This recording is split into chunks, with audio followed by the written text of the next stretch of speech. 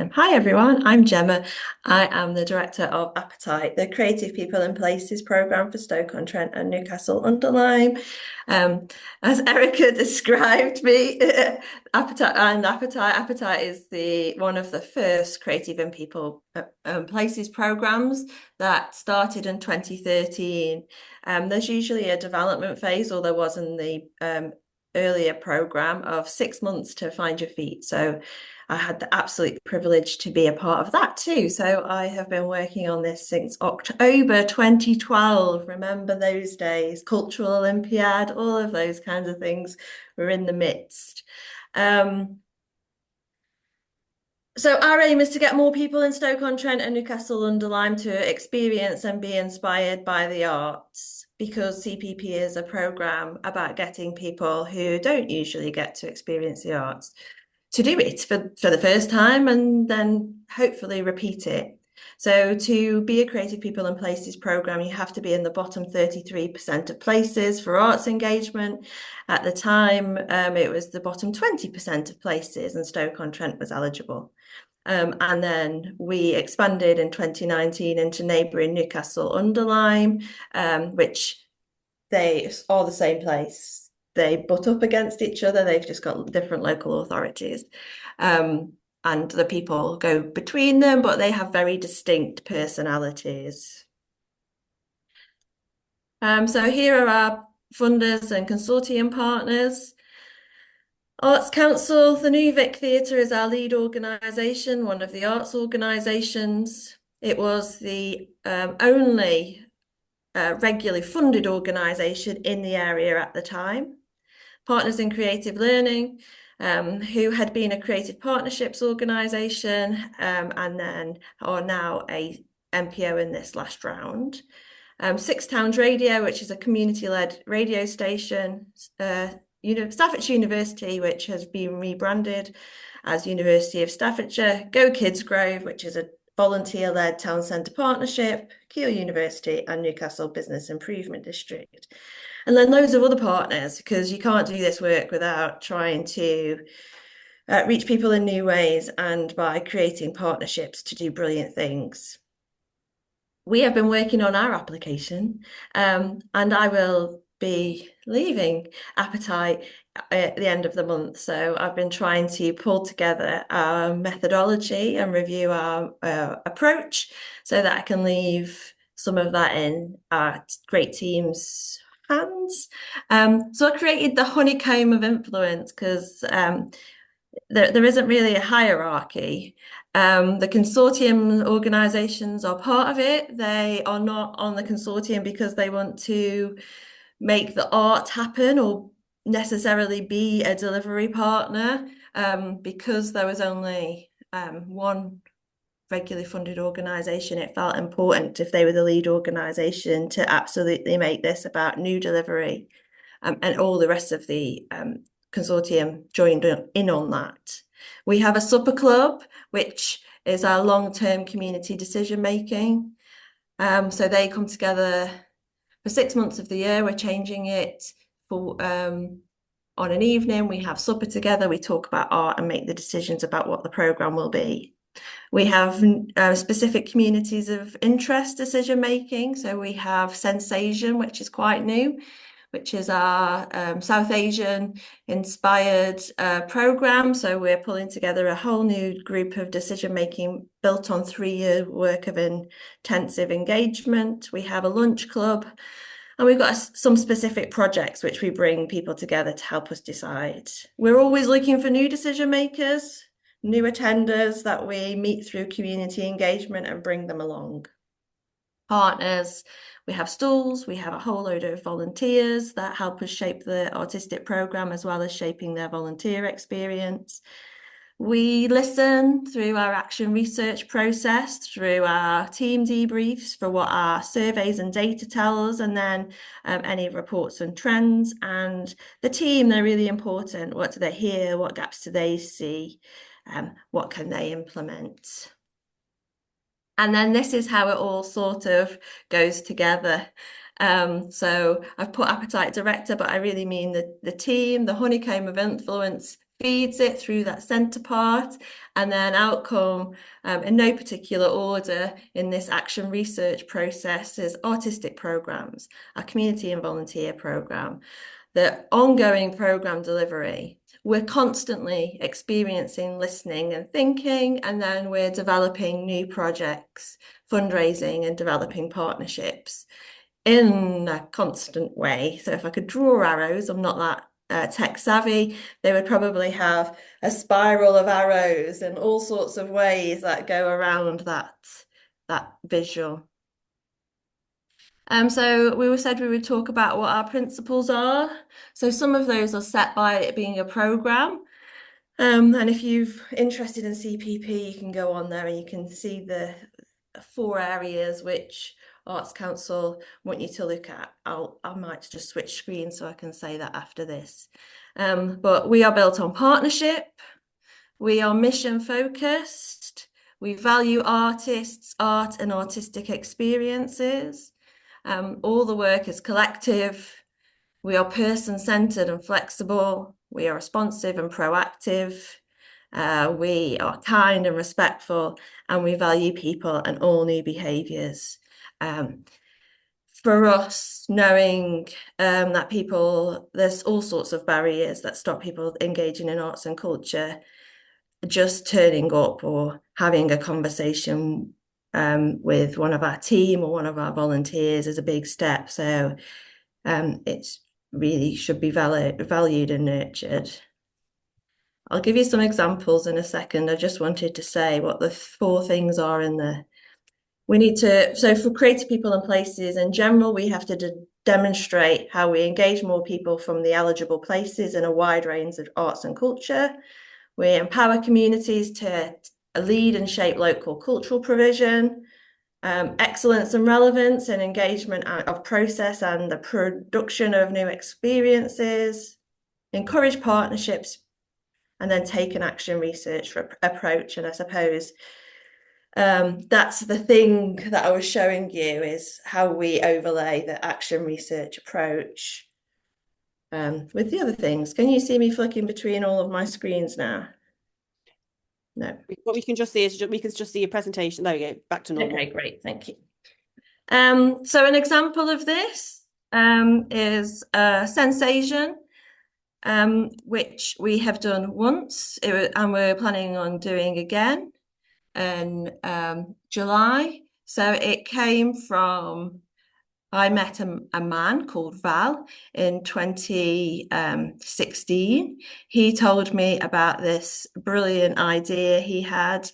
He bought me loads of photographs of his family, and he said, we're losing this history and we're losing this culture, and I really want to celebrate it. And I had this idea and this title called Punjab to the Potteries. I was like, great, we can't do anything that scale right now, but we can do this one project. So we commissioned a photography project with Sam Ivan, which was about people who had made Stoke-on-Trent their home.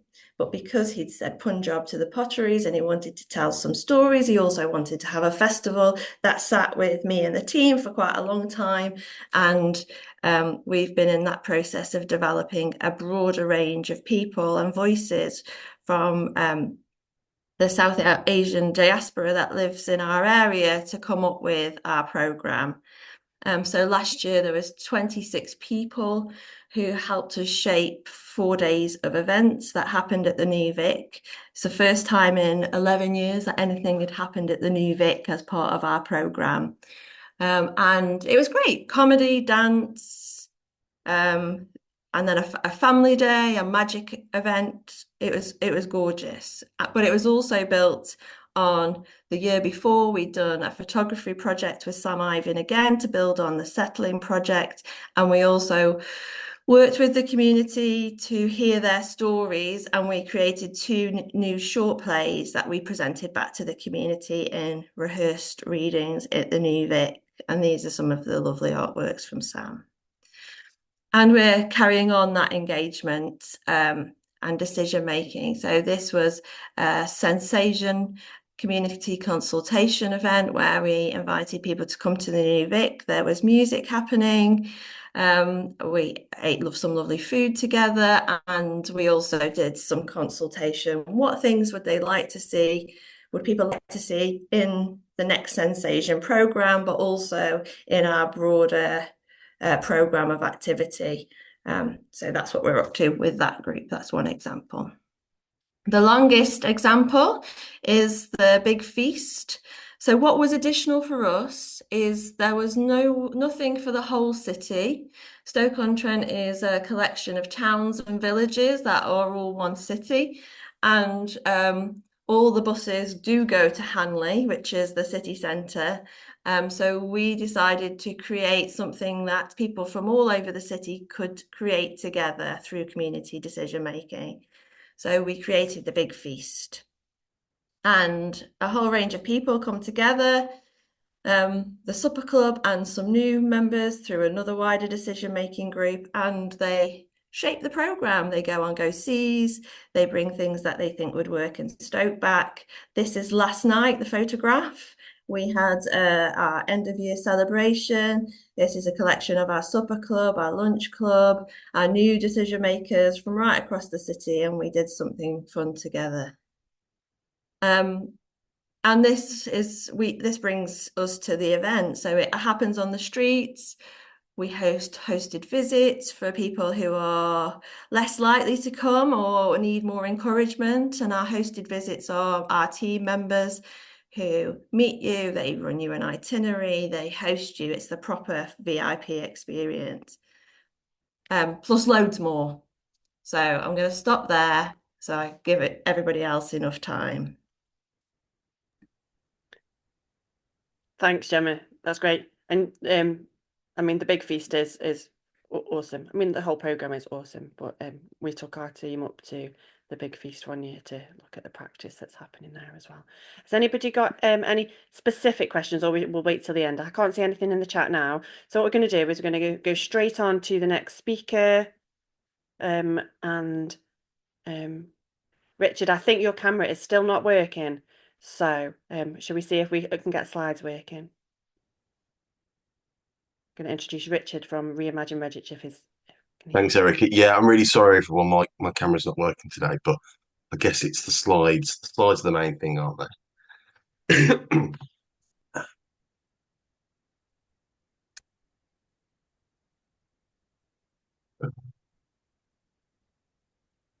I'm asking a ridiculous question. How do we share from Zoom again? It's been so long since There I've is used it. a green button at the bottom of your screen that says share, should be.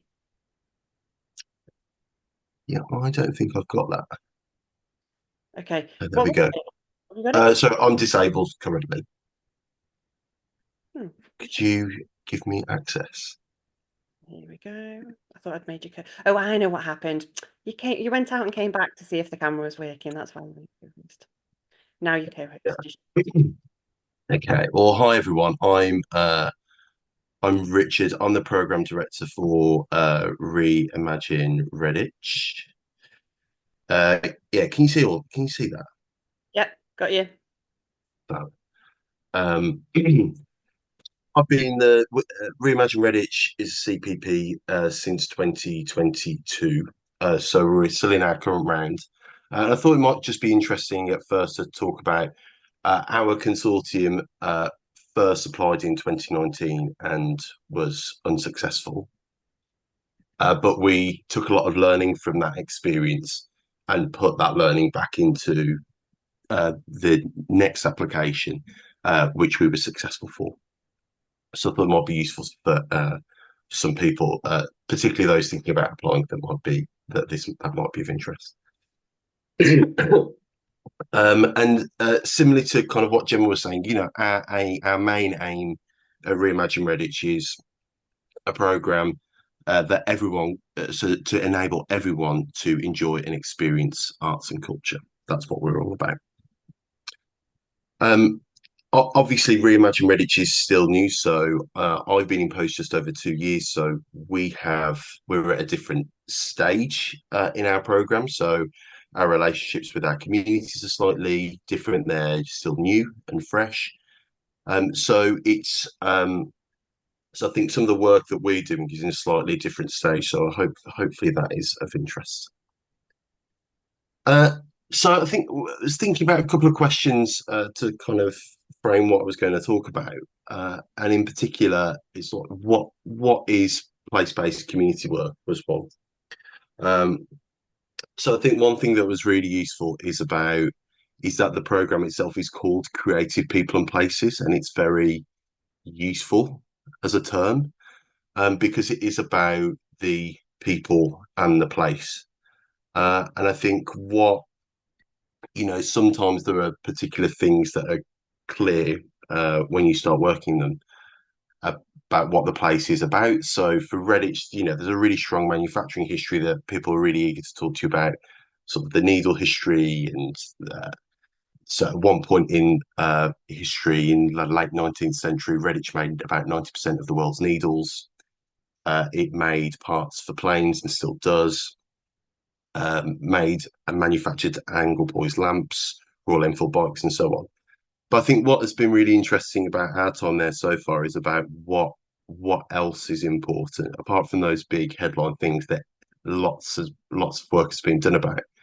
I think the work that we're really interested in Redditch is about what else is the place about, and I think that is where people come into it.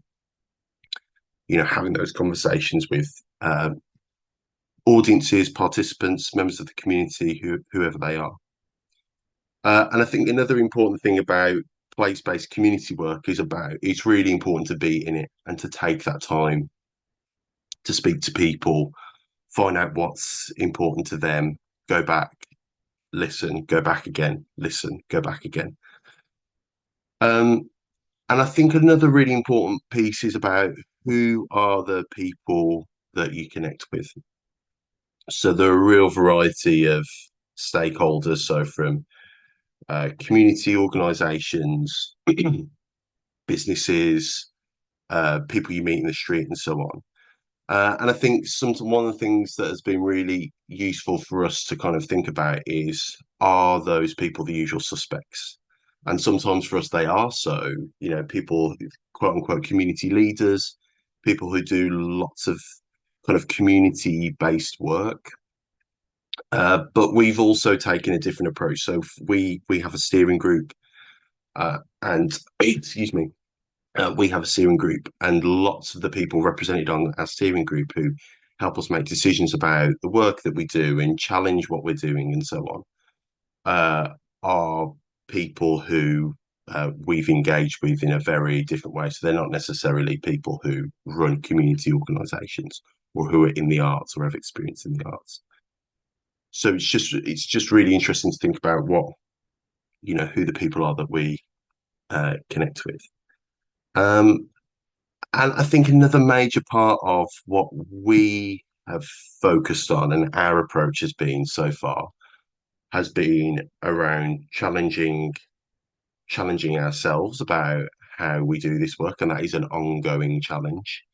And that feeds into our ongoing evaluation, how we think about our program. Is this piece of work working? Is this the right approach? How does this inform our practice and so on? And I think that ties in really neatly to legacy. Because I think a thing that we've been focused on from day one is about how do we build in legacy for this work now? And, for us, and a major part of our practice is about sharing knowledge and skills with our communities, the people that we're working with, sharing our practice. So it's truly not about, oh, we're going to chat to some people, find out what they want, and then basically crack on with it.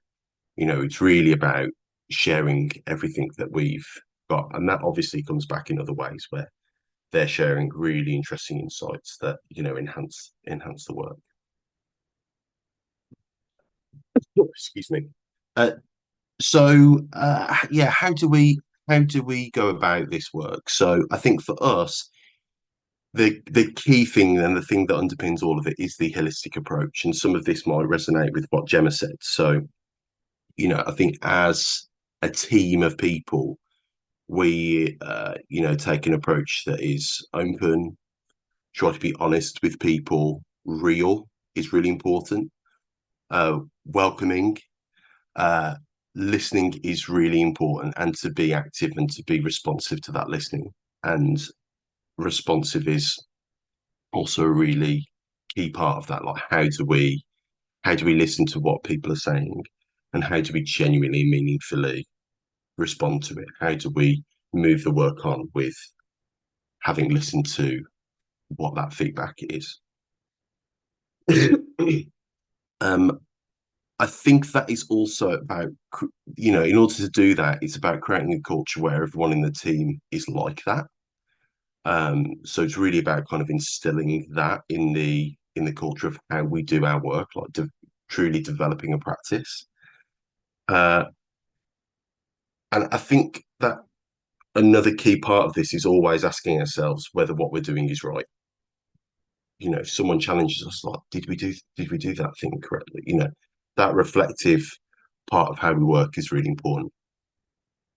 Partnership working is essential to everything we do, and I think that is especially true in the early stages, because you need to know the people, you need to be able to connect to people, so on a really basic level. But also, I think that piece about legacy and sustaining the work, that has to happen through partnership. That has to work through partnership working, not just to reach participants and audiences, but to develop a piece of work that can be sustained in the place. For us, it's not just about co-creating work; it's about co-designing it, co-producing it, and ensuring that the community has that role, has a role throughout the process. And the other key thing is about the focus on the process. So yeah, the outputs are important. You're going to have outputs, but really it's the process that people go through. And we've seen some really, even in the last 6 months, some really fascinating changes to the way that we've worked, and some of the things that our communities are talking about where they are compared to 6 months ago. And that is a consequence of the process. So other ways that we've done it, we've done pop-up parks in outdoor spaces, indoor spaces, community centres. We've piggybacked onto work. And another key model that has been really successful for us is kind of delivering hyper-local work in neighbourhoods. So I'm going to talk in a minute about an artist in residence model that we've developed, which has been quite successful. And it's about being in those places and connecting with those people means that you're embedded in a very specific place, and you can build that trust and you can build those relationships with organisations and people. And I think another key thing for us has been about our Reimagine reachers. So the reachers are the people who make up our steering group. So they do lots. So they commission artists we work with. They challenge us, and kind of real key decision makers. But they're also connectors, and I think one of the things that's important has been about, we've tried to work in lots of different places across the borough so that we can build up those connections to kind of talk more about the work that we do. So where it's worked and challenges. So we've developed, well, the key thing is the team. So I think getting your team right and making sure that they're on the same page, what you're all about, is key. And then I think it's about developing a relevant structure for the work that you're doing. So that means as the program as a whole, but also in specific projects to enable that co-creation work to take place. And I think it's also about ongoing learning as well. That has just been a really important thing for us. And like, what are the mechanisms you have in place to review the learning? How do you change and adapt what you're doing based on that learning? What are the mechanisms you have in place to ensure that can happen again and again and again in an organic way? So I'll just talk about a project that we're almost at the end of now, a project called Love Woodrow. So Woodrow is a neighbourhood in Redditch. it's statistically the neighbourhood in Redditch which is least engaged in arts and culture. And so that was one of the reasons that we wanted to work there. But it was also a place where people had talked to us about, there were lots of challenges in that neighbourhood, but it hadn't necessarily received funding and activity hadn't happened there, where other neighbourhoods, similar neighbourhoods, had that investment. So we did a consultation to establish aims sort of in late last year, early this year. And what came out of that was a kind of mental health priorities, which are really strong in Redditch, but particularly in this neighbourhood. And also about kind of brightening up the neighbourhood. So there were a lot, particularly in the centre, shops were closed, lighting wasn't happening, lighting isn't working in the centre, and so on. So there was a desire to brighten things up, was their language. So what this project has done really is really generated stories about the place. So, as part of that piece about co-everything, we co-commissioned an artist with our partners, 4 or 5 organisations were represented as part of that approach. And we, through that artist, we pursued a number of approaches, so kind of conversations and creativity. And what has been really interesting about that is that people who hadn't been creative since they were at school and who were now middle-aged was starting to take part in work. And just by the very fact of this project existing, it created a real buzz about the place through the marketing. So we did these tote bags, which were really popular in creating a lot of excitement about the project. And what has ended up happening is this project was a visual art project and will result in about 4 or 5 public art pieces. And those stories that people have shared and contributed to, through attending workshops and having conversations, will feature in the artworks. And just finally, learning and challenges. So partners. I think one of the main challenges has been partners' level of capacity to co-create work. So, lots have lots of demands anyway. So, some of them can contribute and participate more than others, and that's something that we're reflecting on. We realised during the process that for this particular neighbourhood, creativity was a barrier. So part of that, we switched engagement to having conversations rather than creative activities as a way to bring the creativity in. And we just sort of switched up where we were doing some of our engagements. So we thought, based on the consultation in the beginning, that we thought that the centre of the neighbourhood was the place where that engagement should happen. But we realised as the project went on that actually that could happen actually in the residential spaces.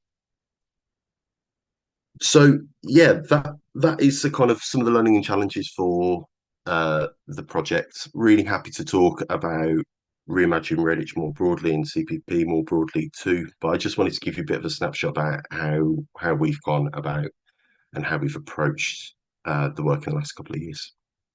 Brilliant, thanks. Thanks, Richard. Amazing stuff.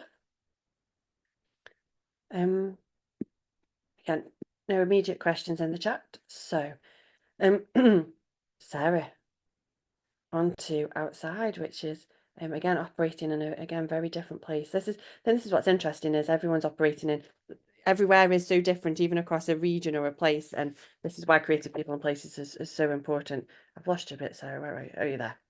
I can find you on my screen now. Morning, everybody. It's good to be here, and I'm going to give you a really fast whistle-stop tour through outside, hopefully. So yeah, we're in the Staffordshire Moorlands. We are really similar to Rich. We were accepted into the programme in 2022, having failed the previous round. And so we've been delivering since we had a slightly longer development phase that Gemma referred to. We had a year. So we started delivering in April 23. So the last 18 months have absolutely flown by. This is a little bit of basically we're trying to create a step change in the way communities in the Moorlands create their local arts and cultural offer. We're increasing participation and relevance, and that's particularly for those less seen and less heard.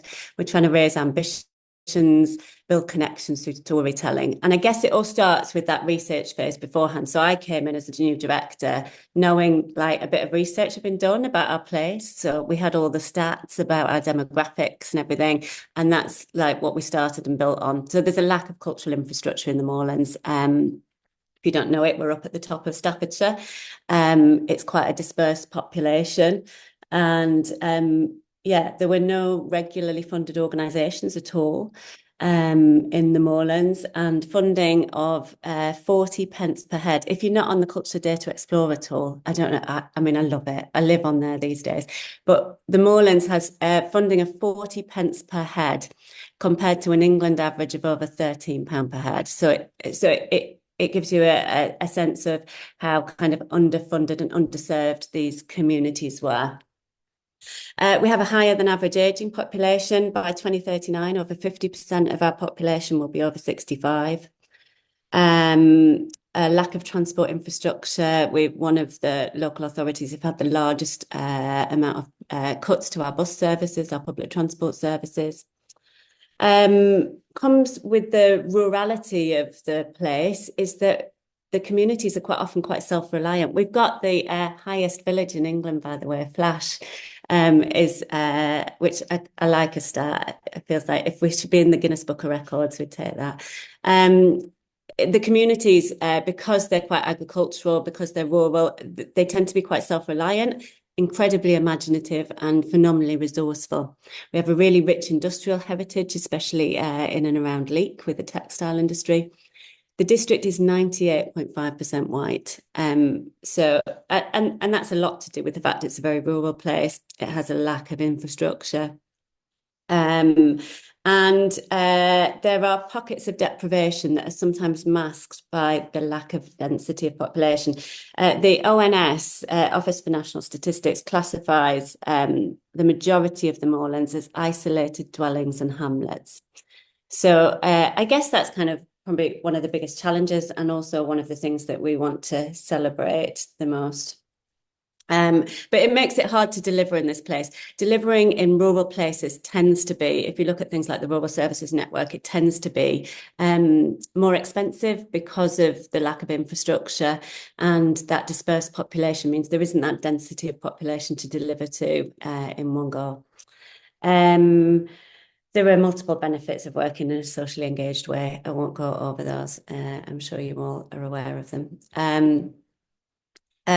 As Gemma talked a little bit about, this was probably the hardest thing for me to get my head around when I became a director, was that it's so much because of working with no predetermined outcomes. It's much more about the what, the how than the what. And I found that maybe the biggest shift that I had to make. Yeah, it's more about how we're working rather than what we're doing necessarily. I won't read through the slides. And I guess in terms of that how, that sense of action research is really important. So it's a lot about that research around the place, but then about doing stuff, about actually taking action so that we can learn from it. And this is like the makeup of outside. The communities are at the heart of everything. We have advisory groups, youth advisory groups, who help to, similarly to Rich and Gemma's programs, help to kind of co-create and design those programs. We also have steering groups that are project specific, and they're always recruited from the intended audiences of that work. We have an amazing volunteer program, loads of partners. I've listed them down the outside, so I didn't have to read through them all. And then that's supported by a lot of freelance community producers and artists and volunteer managers. And then that kind of lime green, I'm not sure what's going on with my colour choices here, but that lime green circle is our actual paid staff. So there are 4 of us on payroll, 2 of us who are working full time. And we're supporting some of that work. And then in that kind of outer band is some of the other structures and roles that are supporting us. Particularly key is like the independent evaluator who holds reflection sessions for our team and for different advisory groups, steering groups, consortium groups. We have our evaluation is built on a most significant change model, story model, and we love our reflection sessions.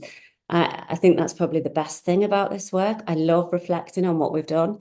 I am going to take us on a really whistle-stop tour through a number of projects because they kind of represent different things about the ways that we're working. So our very first project that we started was we co-designed with the community a library garden in Biddulph.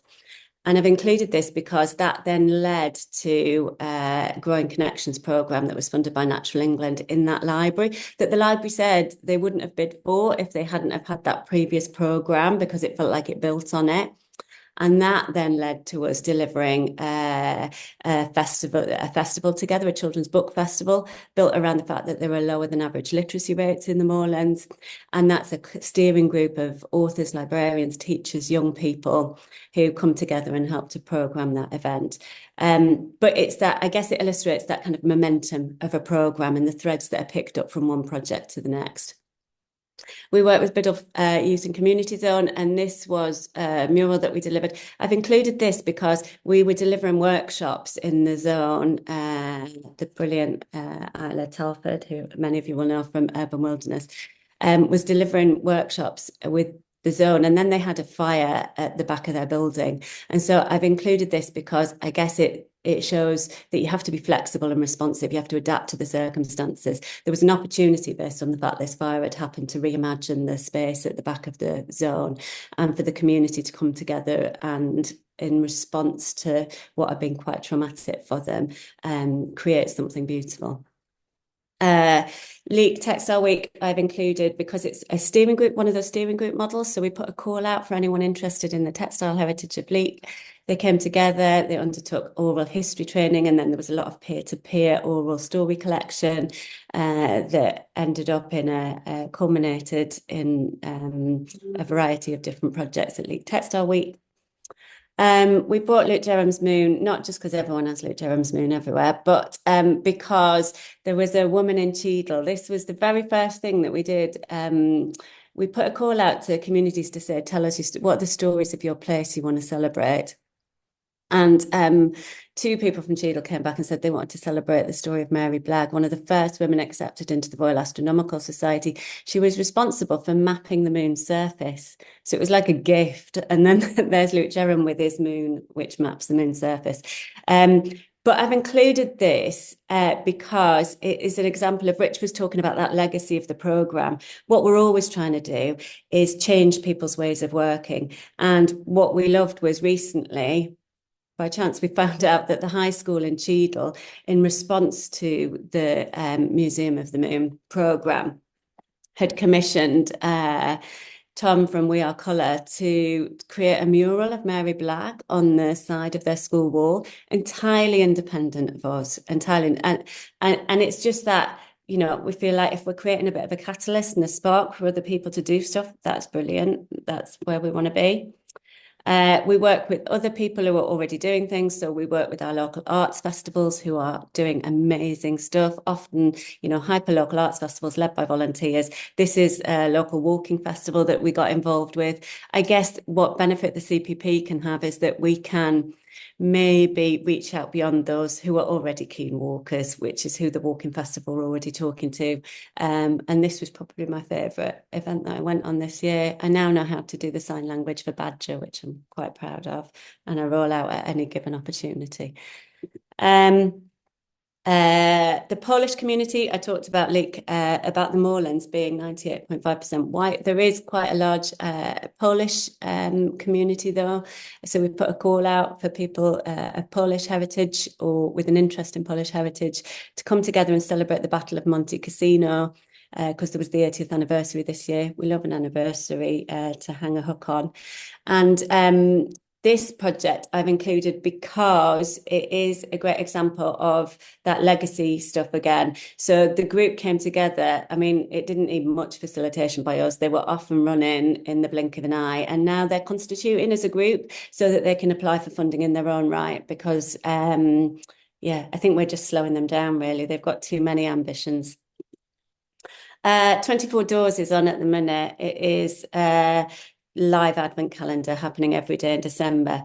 I said that we definitely wouldn't do it again after last year because it was a lot, but a little bit like childbirth. I forgot how painful it was, and now I'm in the midst of it again. I'm clearly remembering how painful it was.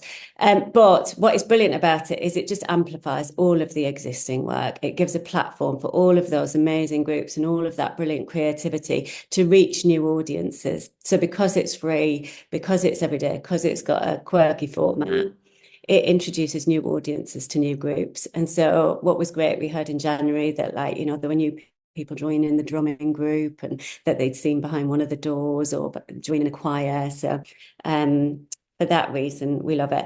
And then this is an example of this, probably the Bellevue residents and the women at the refuge in Cheadle are examples of that kind of smaller scale, longer term intensive work. We talk a bit outside about working mile wide and inch deep sometimes, and things like the Cheadle Moon project was probably a bit of that, although it's left little tendrils in the community. But this work is definitely inch wide and mile deep, and is a lot of partnership work, and it's a lot of go-sees, inspiration, that kind of stuff. We've just taken on a market stall. This is about being visible. It's about turning up, being consistent, being available. And if you haven't been, the Butter Market in Leek has just been refurbished and it looks brilliant.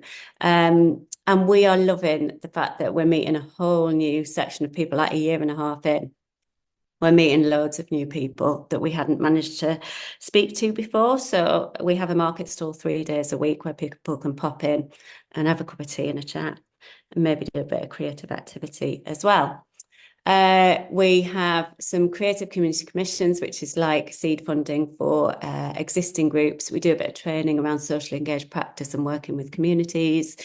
And we have a network that meets quarterly for our cultural ecology for like community groups, artists, freelancers to come together. And we are loving doing that bit of work. And that's me. That QR code would take you to our website where you can find out about any of the rest of our work. And that's us. I don't know how long that took. Hopefully it was fast enough. Absolutely fantastic. So great. I do love watching, I do look at the advent calendar on Instagram quite regularly. So like, what's happening today? So I think I probably need to get up there. It's not too far for me. Has anybody got any questions? I have lots of questions, even though I feel like I know what's going on. But can I see anybody asking some questions? You can wave at me or put your hand up. Ooh, looks like you've answered all of your questions so well. I mean, I think what was interesting for me was there's like such a lot of difference about how you might deliver, but the kind of core values are sort of really the same around co-creation and obviously working together and partnership working, which, you know, us at Culture Central are very, you know, advocates of as well.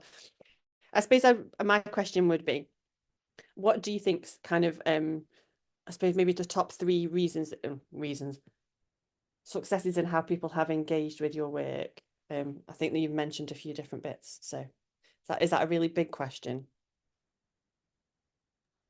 Yeah, probably.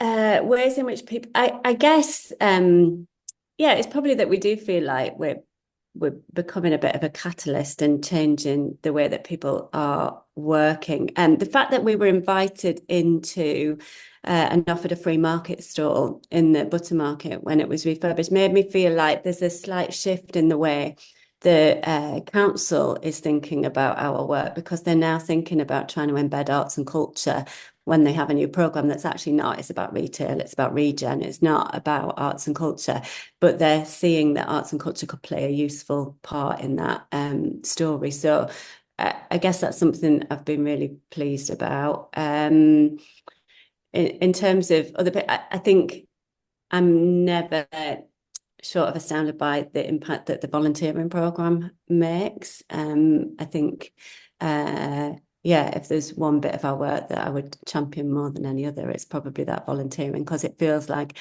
it really is in depth, it's long term, it makes a transformative difference to the way people work. And we gather stories along the way, and we've got amazing stories of people who weren't coming out of their house, people who weren't connected. There was a guy who said to me he didn't talk to anyone from one week to the next. He kind of like lost the sense of what his own voice sounded like. And that's powerful stuff. Yeah. I'll let the others answer. Sorry. Gemma, do you want to go? Yeah, so I would say Richard was talking about legacy and planning for legacy, and sometimes just doing something, the legacy just happens. So, for instance, the Portland Inn project, I met Rebecca Davis. She'd got this brilliant ice cream van that was on tour, and then it turns out that her family were from this area. So I approached her.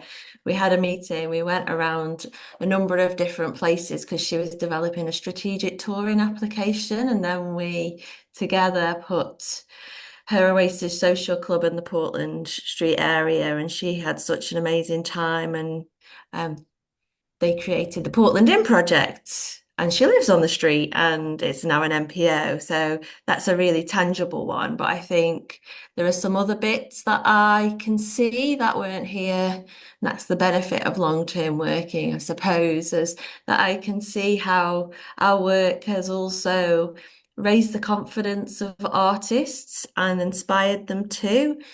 So we went from one NPO and now we have almost 10. And I'm not saying that that's ours, because it's all of their hard work, but to be confident that you can make a living in a place like Stoke-on-Trent, and that there are people who want to see your work, and your work is as good as and as exciting as the rest of the country, was a marked difference.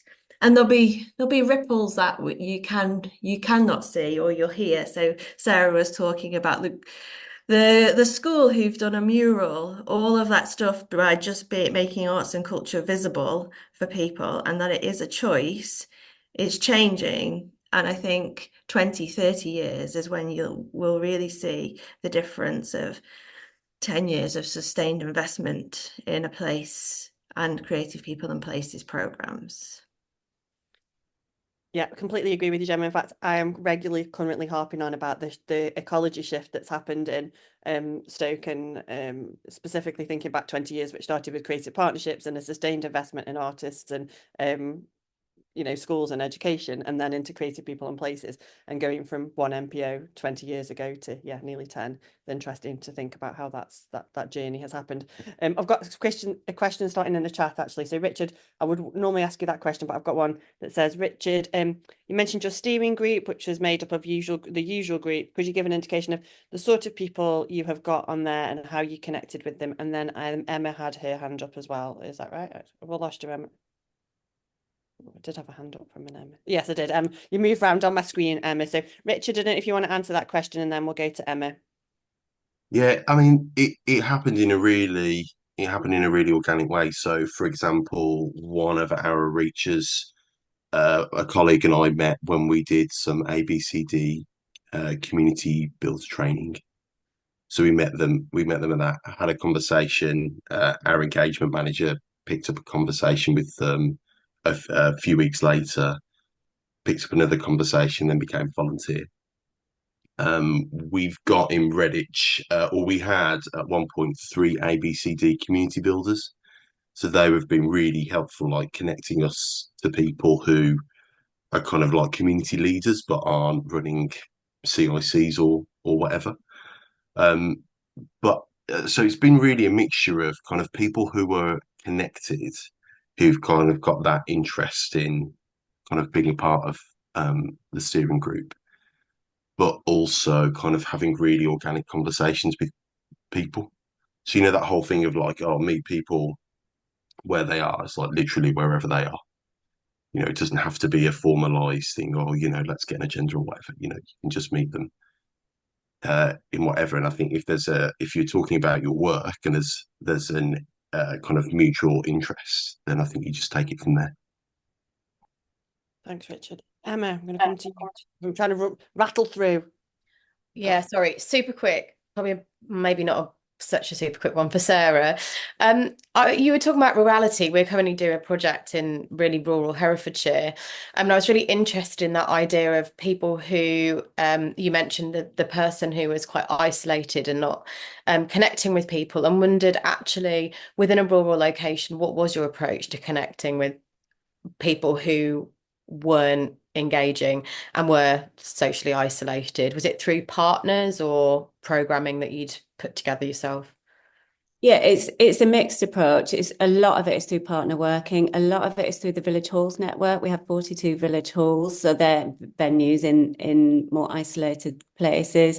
It's about touring work around the places. One of the things people said to us when we started was we want activity where we are in our place. We don't always want to have to travel to it.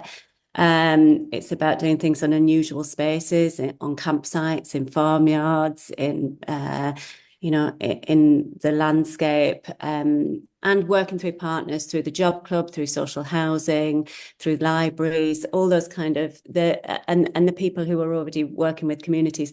We have Support Staffordshire as our lead, which is the local CVS, and they also employ the social prescribers. So that it's a really great link up there, because social prescribers sometimes get those people to come to them, and then they can refer them on to us. So yeah, it's about all that kind of partnership working. Thanks. Fabulous. Jamie, you've got your hand up. Hello. Yeah, so I'm Jamie. I'm from Crew Creates, and we're doing stuff in Crew, and we've only been going about 6 months in a sort of funded position, but things are sort of exploding. And to that point, I wanted to try and get some wisdom on how you balance like working with consortiums. I was very struck by Gemma's idea of supper clubs as a good way of kind of getting brains together in the right direction, but how you kind of manage those relationships while still trying to just get stuff done on the ground. I'm just seeking tips and wisdom, please.